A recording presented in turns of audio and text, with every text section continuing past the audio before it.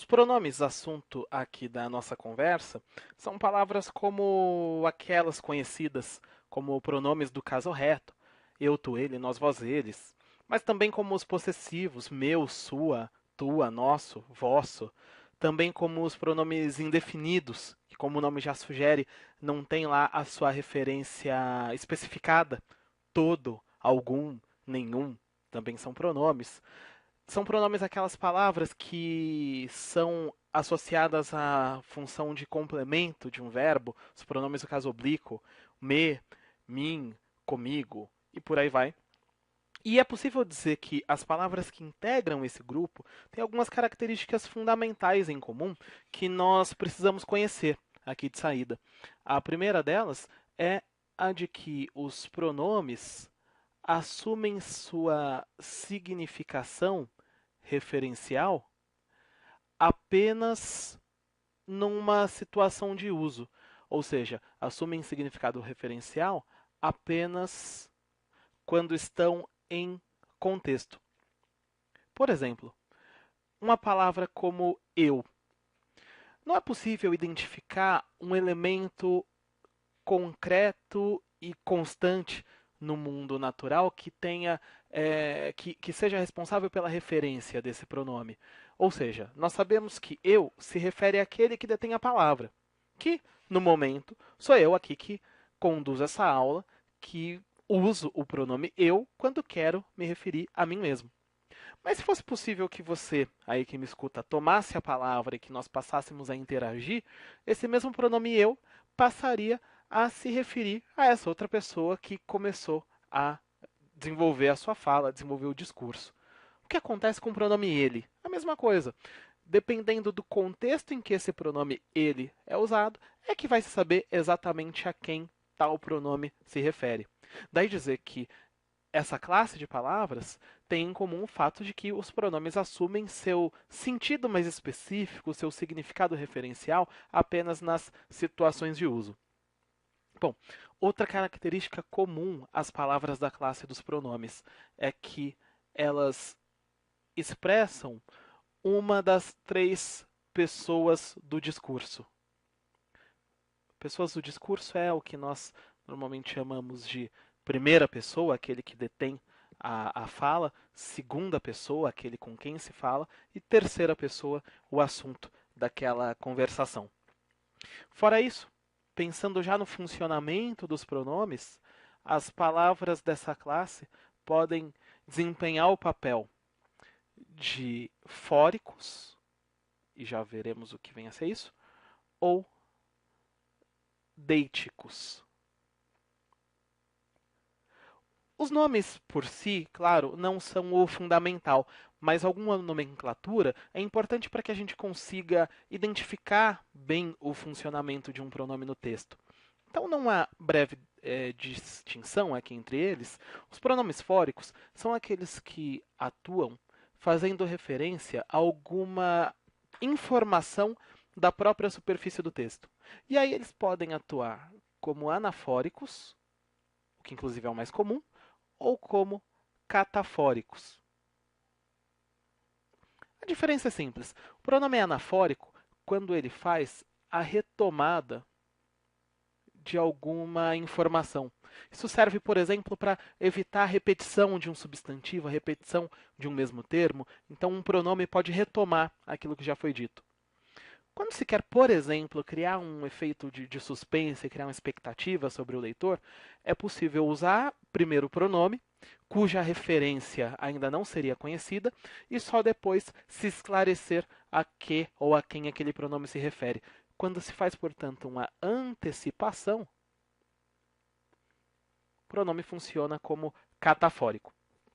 Os pronomes deíticos já são aqueles que não se referem à retomada ou antecipação de um dado, de uma informação da superfície do texto, mas sim fazem referência à própria situação em que a comunicação se dá.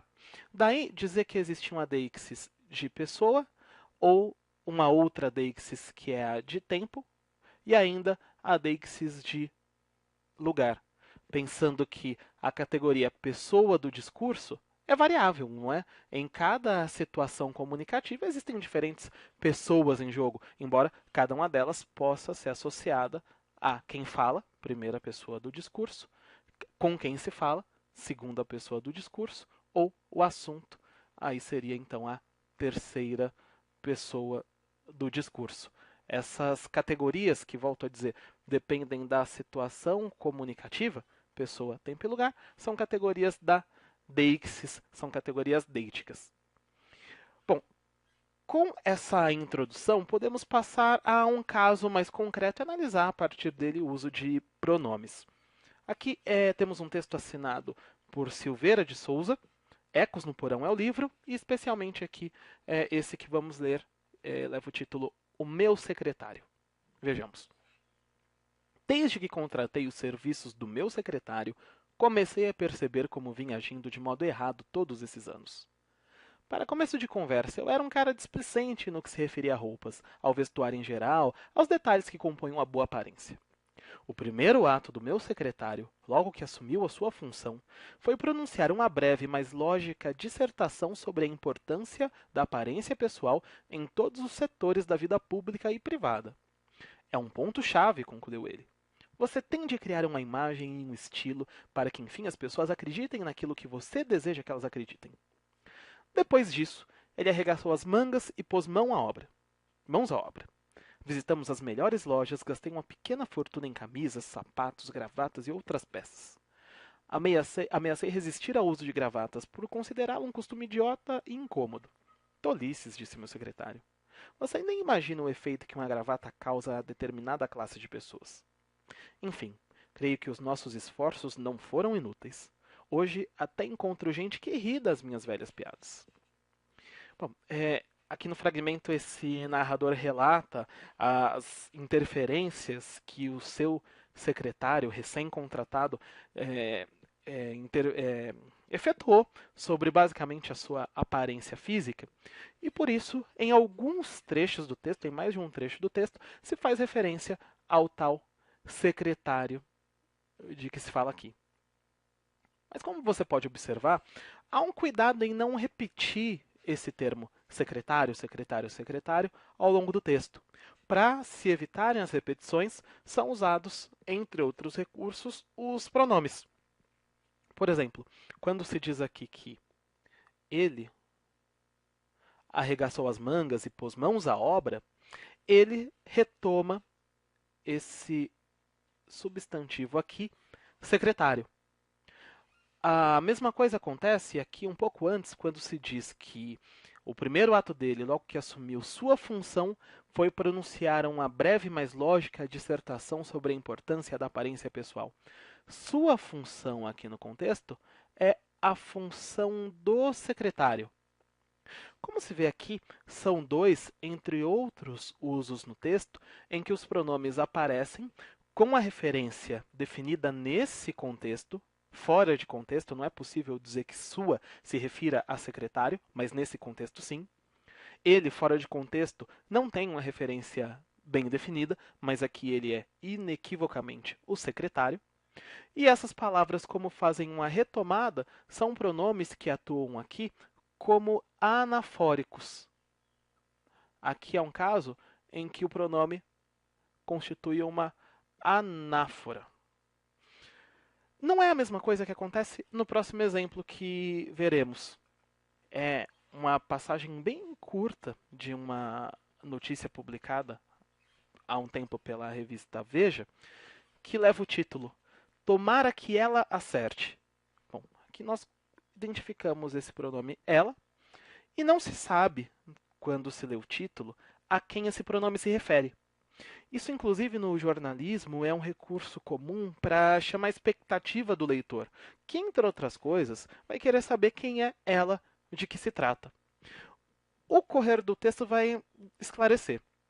Se for a primeira-ministra de Israel, Tzip Livni poderá fazer a paz com vizinhos árabes ou apertar o botão da guerra com ataque às instalações nucleares do Irã. Imaginando, claro, que a revista tenha uma linha editorial pacifista, O desejo é o de que ela não aperte o botão da guerra e sim faça as pazes com vizinhos árabes. Tomara que ela acerte, então, tomando essa decisão. Ela quem? Tzip Livni, que poderia vir a se tornar, então, primeira-ministra de Israel. O que se vê é que primeiro aparece o pronome, depois se esclarece a sua referência. Nesse caso, o pronome aqui foi usado para se estabelecer uma catáfora, um tipo de antecipação. Isso pensando, portanto, nos pronomes desse primeiro tipo.